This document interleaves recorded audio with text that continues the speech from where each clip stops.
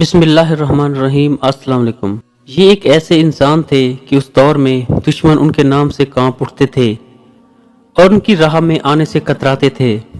جنگ ہوتی تھی تو سارے دشمن اور فوجیں زرہ اور جنگی لباس پہن کر جنگ لڑتے تھے، لیکن آفرین حضرت زرار رضی اللہ تعالی عنہ پر ذرا تو درکنار اپنا کرتا بھی اتار دیتے تھے۔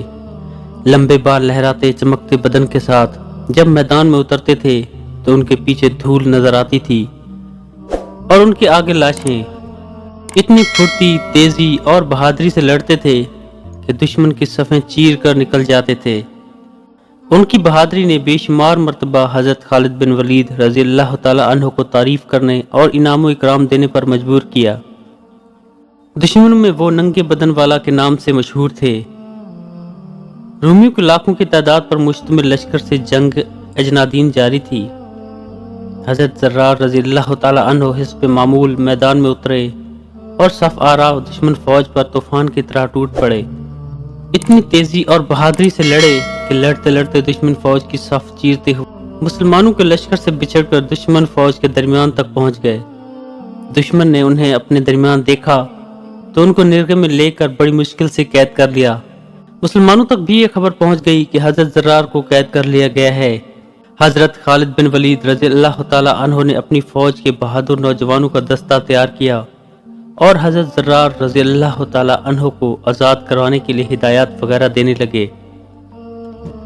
اتنے میں انہوں نے ایک نقاب پوش سوار کو دیکھا جو گرد اڑاتا دشمن کی فوج پر حملہ آور ہونے جا رہا تھا۔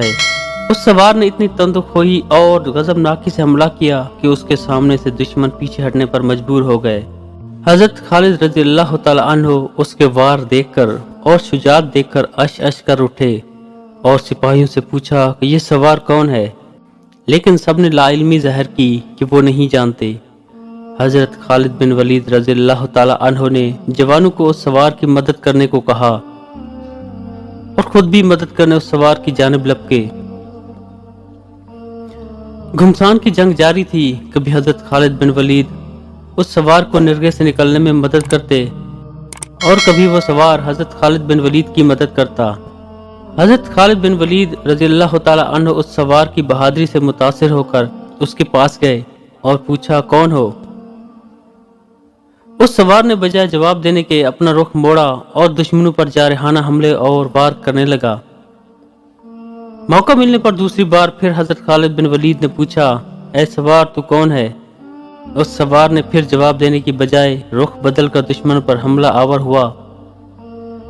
تیسری بار حضرت خالد بن ولید نے اس سوار سے اللہ کا واسطہ دے کر پوچھا کہ اے بہادر تو کون ہے؟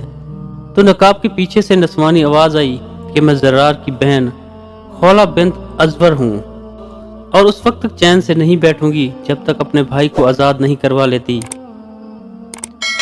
حضرت خالد نے کہا پہلے کیوں نہیں بتایا؟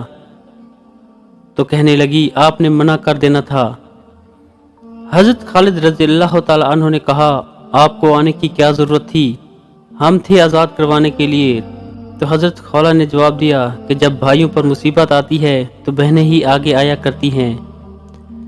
پھر مسلمانوں اور حضرت خولہ نے مل کر حضرت زرار کو آزاد کروا کر ہی دم لیا۔